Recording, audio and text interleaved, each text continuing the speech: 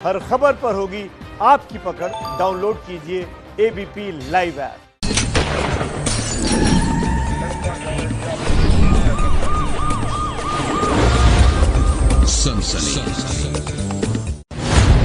दिल्ली में 300 लोगों पर कोरोना अटैक।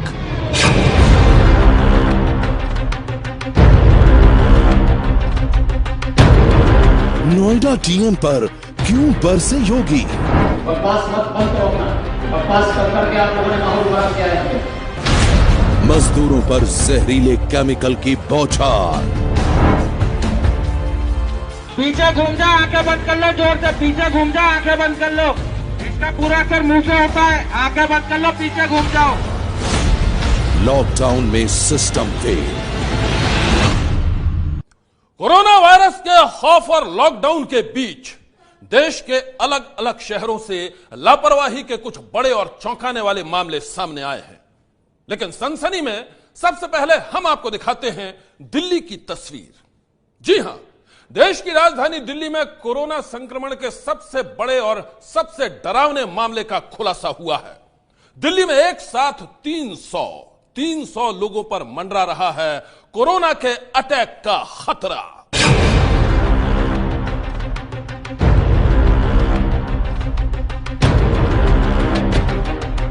ये दिल्ली में कोरोना का सबसे डरावना मामला है।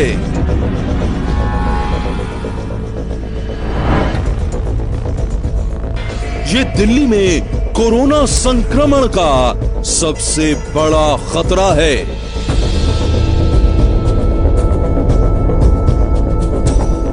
जी हां, दिल्ली में एक साथ करीब 300 लोगों के कोरोना जांच के घेरे में आने से हड़कंप मचा हुआ है।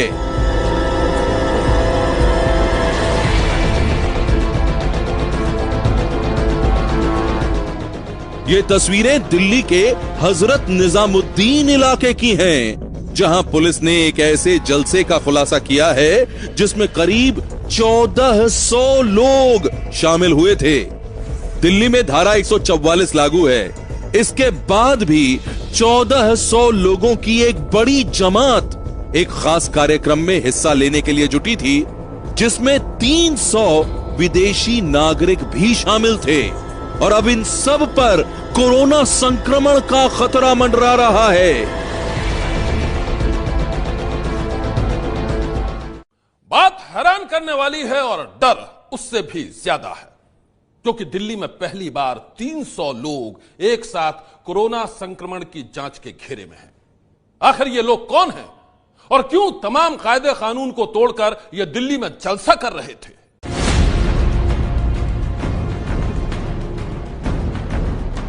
ये दिल्ली का वो इलाका है जहां सूफी संत हजरत निजामुद्दीन की दरगाह है। सोमवार को निजामुद्दीन इलाके के एक मकान पर अचानक पुलिस ने जब छापा मारा तो उनके होश उड़ गए। पता चला कि यहां एक इस्लामी मरकज यानी धार्मिक जलसे में करीब 1400 श्रद्धालु जुटे थे। इस जलसे का हजरत निजामुद्दीन दरगाह से कोई संबंध नहीं है। लेकिन हैरानी की बात तो यह है कि यह जमावड़ा उस वक्त हुआ जब कोरोना के खौफ के साए में दिल्ली में धारा 144 लागू है। दिल्ली में लॉकडाउन है। इसके बाद भी तमाम कायदे कानून की धज्जियां उड़ाकर यह धार्मिक आयोजन किया गया था और इसमें विदेश से आए 300 लोग भी शामिल थे। तो यहाँ पे आप लोगों को कहाँ लेके जाया जा रहा है? नहीं मालूम। क्या आप लोगों की तबीयत खराब है? सर्दी है। अच्छा, कब से सर्दी है? अंदर में कितने लोग हैं? अंदर कितने लोग हैं? नहीं मालूम। आप कहाँ से आए हो? हरिद्वार से। कितने लोग हैं अंदर? मरकज में कितने लोग हैं? क्या करने आए थे आप लोग? यहाँ पे क्या करने आए थे? जमात में आए थे? कब आए थे? एक हफ्ता हो गया। कितने लोग आए थे जमात में? बहुत सारे लोग आए थे। विदेश से भी लोग आए थे। अच्छा, तबलीगी मरकज़ में कुछ लोग संदिग्ध मिले हैं जिनको लेके जाया गया है। मगर बहुत से लोगों के फ़ोन हमारे पास भी आ रहे हैं कि दरगाह हज़रत निज़ामुद्दीन औलिया का मामला है कि यहाँ पे लोग बहुत से पकड़े गए। तो मैं एक बात तो ये साफ़ कर दूं कि दरगाह हज़रत निज़ामुद्दीन औलिया का कोई ताल्लुक़ नहीं है, तबलीगी मरकज़ से भी कोई ताल्लुक़ नहीं है। वो तकरीबन 250 मीटर की दूरी पे वो मरकज़ एक अलग है, तबलीगी जमात का मरकज़ है। हज़रत निज़ामुद्दीन औलिया की दरगाह जहाँ हम खड़े हैं, ये 750 साल पुरानी दरगाह है, एक सूफ़ी सेंटर है। तो दरगाह शरीफ के तो सारे गेट्स बंद हैं, आप भी देख सकते हैं। ये मेन जो गेट है ये भी दरवाज़ा बंद है। तो दरगाह शरीफ में बाहर के किसी भी आदमी के आने की इजाज़त नहीं है, जो एडवाइजरीज हमारे पास आई थी। निजामुद्दीन इलाके में धार्मिक आयोजन में जुटे देश और विदेश के कुल मिलाकर 1400 लोग जांच के घेरे में हैं। फिलहाल 300 लोगों को दिल्ली के अलग अलग अस्पतालों में जांच के लिए भेजा गया है। देखिए, संख्या का हिसाब जो लेखा जोखा अकाउंट है वो हेल्थ डिपार्टमेंट और सिविल अथॉरिटीज़ आपको बताएंगी, और स्क्रीनिंग रफ आइडिया भी मैं अभी आपको नहीं बता पाऊंगा, लेकिन हाँ यहाँ पे थाउजेंड्स में लोग थे। तो ये डिटेल है हमारे पास में कुछ, और बाकी एग्जैक्ट कितने विदेशी थे, क्या था डिटेल, ये आप लोगों को हेल्थ डिपार्टमेंट सिविल एडमिनिस्ट्रेशन के लोग आपको बता एग्जैक्टली आपको डिटेल जो सिविल अथॉरिटीज बता पाएंगे कि कितने विदेशी थे, क्या था। ये मामला वाकई बेहद संगीन है। जरा सोचिए, 1400 लोगों की भीड़ में अगर एक भी शख्स कोरोना वायरस की चपेट में आया तो वो किस तरह दूसरे लोगों को अपनी चपेट में ले लेगा।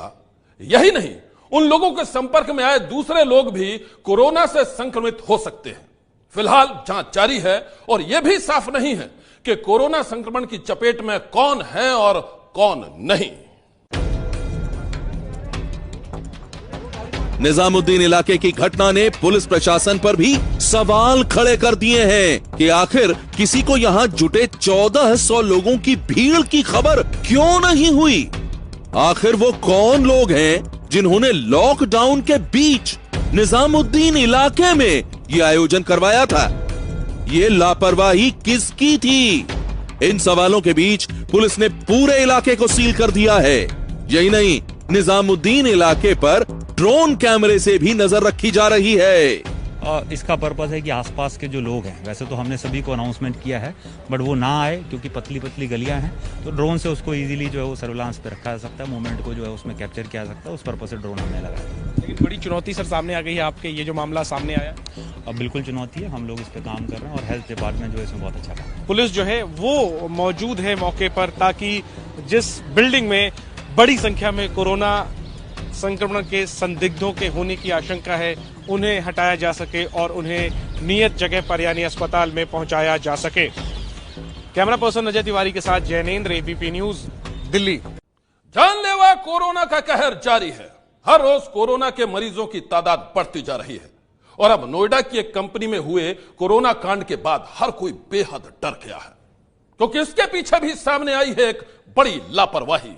मामला इतना संगीन है कि नोएडा के डीएम पर बरस पड़े सीएम योगी। बकवास मत बंद करो अपना, बकवास कर करके आप लोगों ने माहौल खराब किया है यहाँ पे। गुस्से से उबल रहे हैं सीएम योगी और निशाने पर हैं नोएडा के डीएम। गुस्सा इस बात को लेकर है कि नोएडा में कोरोना के मरीजों की तादाद इतनी ज्यादा क्यों है और क्यों नहीं इसके खात्मे के लिए डीएम ने कोई ठोस कदम उठाया। बकवास मत बंद करो अपना, बकवास कर करके आप लोगों ने माहौल खराब किया है यहाँ पे। सीएम योगी आदित्यनाथ जब नोएडा के डीएम को फटकार लगा रहे थे तब वहां कई और अधिकारी भी मौजूद थे और जब डीएम ने सफाई देनी चाहिए तो योगी का पारा और भी गर्म हो गया। जिम्मेदारियों का निर्वहन करने की बजाय एक दूसरे के ऊपर वो डालना, और 2 महीने पहले अलर्ट जारी किया था हम लोगों ने यहाँ पे, पूरे प्रदेश के लिए जारी किया था। बता दें कि यूपी में इस समय कोरोना के 94 मरीज हैं और उनमें से 20 मरीज नोएडा की एक ही कंपनी के हैं। सीज फायर नाम की इस कंपनी की लापरवाही के साथ ही नोएडा प्रशासन की गैर जिम्मेदाराना हरकतों से यहां कोरोना के मरीजों की तादाद लगातार बढ़ती जा रही है और इसी बात से सीएम योगी बेहद खफा हैं। बकवास मत बंद करो अपना, बकवास कर करके आप लोगों ने माहौल खराब किया है यहाँ पे। जिम्मेदारियों का निर्वहन करने की बजाय एक दूसरे के ऊपर वो डालना, और 2 महीने पहले अलर्ट जारी किया था हम लोगों ने यहाँ पे, पूरे प्रदेश के लिए जारी किया था। सीएम की कड़ी फटकार के बाद अब नोएडा के डीएम क्या कह रहे हैं, सनसनी में हम आपको ये पूरी कहानी बताएंगे। लेकिन उससे पहले देखिए नोएडा की सीज फायर कंपनी की ये तस्वीरें, जहां काम करने वाले 20 लोग किलर कोरोना के शिकार बन चुके हैं। जी हां, ये वही सीज फायर कंपनी है जिसकी वजह से नोएडा में कई लोग एक साथ किलर कोरोना के शिकार बन गए। यहां काम करने वाले लोगों की विदेश यात्रा के बारे में कंपनी ने किसी को कोई ब्यौरा नहीं दिया था। ये बात उसने छुपा कर रखी थी। नतीजा ये हुआ कि विदेश यात्रा से लौटे कर्मचारी जो कि कोरोना के शिकार बन चुके थे, उनके जरिए यहां काम करने वाले दूसरे लोगों को भी कोरोना फैल गया। इस सनसनीखेज खुलासे के बाद एबीपी न्यूज संवाददाता इंद्रजीत राय जब यहां तहकीकात के लिए पहुंचे तो उन्होंने देखा कि चारों तरफ सन्नाटा पसरा है। नोएडा प्रशासन के आदेश पर पूरी इमारत को सील कर दिया गया है, लेकिन यहां जो सिक्योरिटी गार्ड कोरोना फैलने से पहले और उसके बाद भी तैनात थे, वो आज भी बिना किसी तैयारी और जांच के ड्यूटी कर रहे हैं।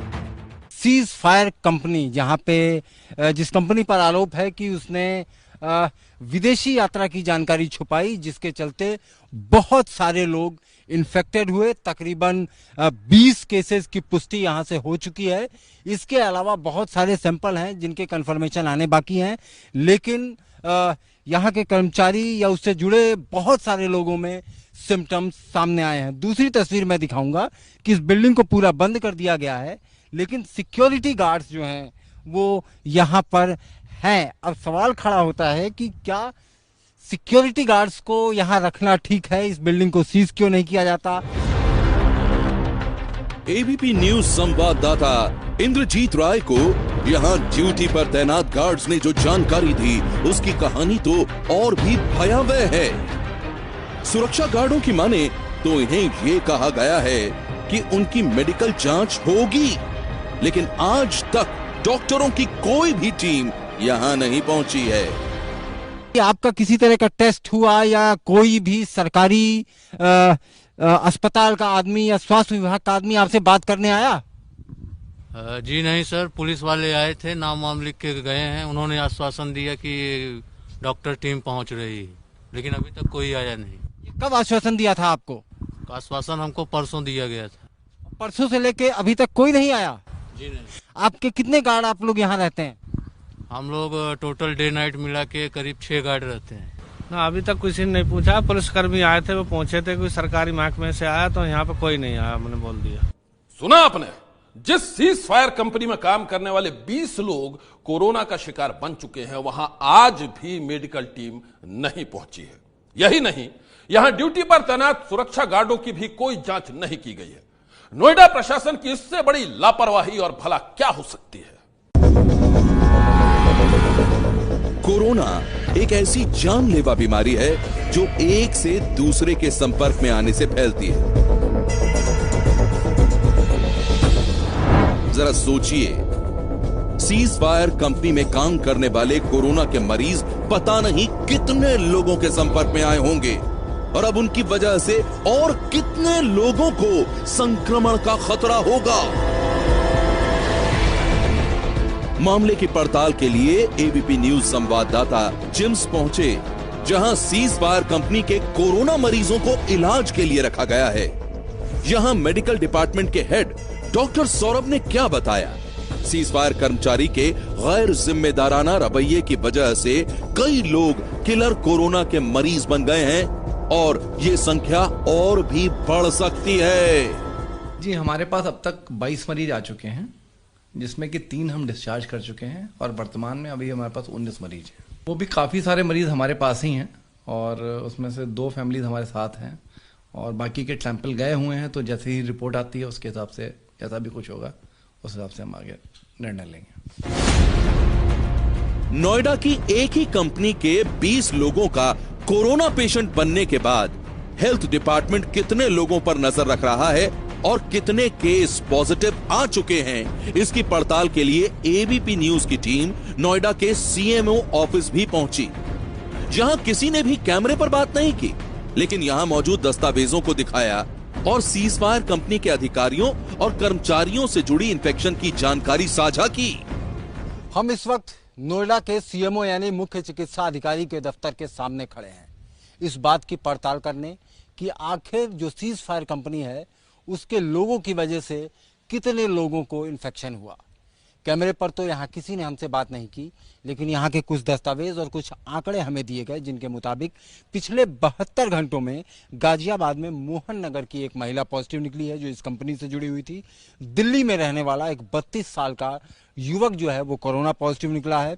इसके अलावा नोएडा से 6 लोग, जिसमें सेक्टर 135 में रहने वाला एक शख्स भी शामिल है, गाजियाबाद में 2 लोग और बरेली का एक व्यक्ति पॉजिटिव निकल चुका है। इसके अलावा 100 लोग तकरीबन निगरानी में रखे गए हैं। नोएडा सीएमओ ऑफिस से मिली जानकारी के मुताबिक सीजफायर कंपनी की एक कर्मचारी जो कि मोहन नगर में रहती है, उसकी रिपोर्ट पॉजिटिव आई है और अब उसका इलाज एमएमजी अस्पताल में हो रहा है। यही नहीं, स्वास्थ्य विभाग ने सीजफायर कंपनी से जुड़े 100 लोगों की लिस्ट भी तैयार की है। इसी कंपनी से जुड़े 32 साल के एक नौजवान की रिपोर्ट भी पॉजिटिव आई है। फिलहाल पिछले 48 घंटों में कंपनी से जुड़े 6 लोगों की रिपोर्ट आई है और ये सभी कोरोना पॉजिटिव हैं। मामला बेहद संगीन है और इसीलिए कई दर्जन लोगों को निगरानी में रखा गया है।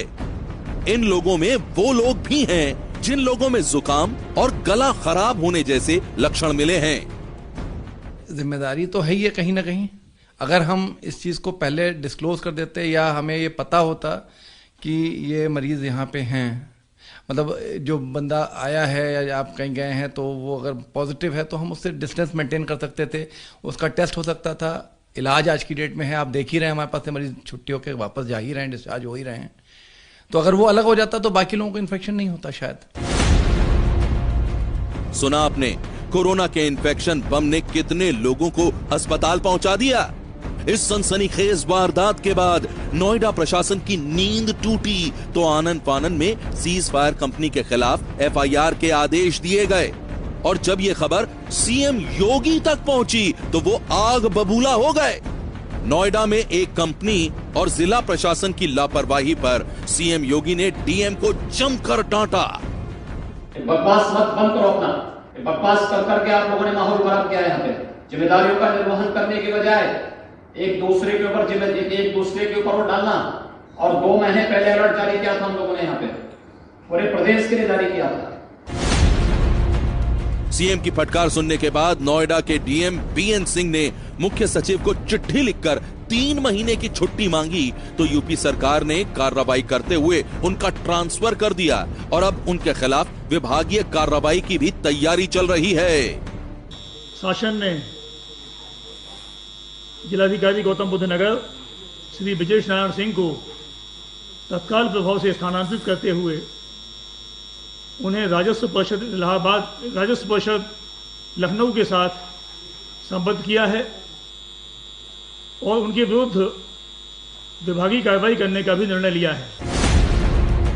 योगी सरकार ने लापरवाही के आरोप में नोएडा के डीएम बीएन सिंह की छुट्टी कर दी और अब सबसे बड़ी चुनौती है यहां लगातार बढ़ रहे कोरोना के मरीजों की संख्या पर रोक लगाना। सनसनी के लिए नोएडा से इंद्रजीत राय की रिपोर्ट। लॉकडाउन के बीच कुछ लोगों की जरा सी लापरवाही सब पर भारी पड़ सकती है। हमारी आपसे गुहार है कि लॉकडाउन के बीच आप अपने घर में ही रहें, सफाई का पालन करें, सतर्क रहें और सुरक्षित रहें। सनसनी में अभी बस इतना ही।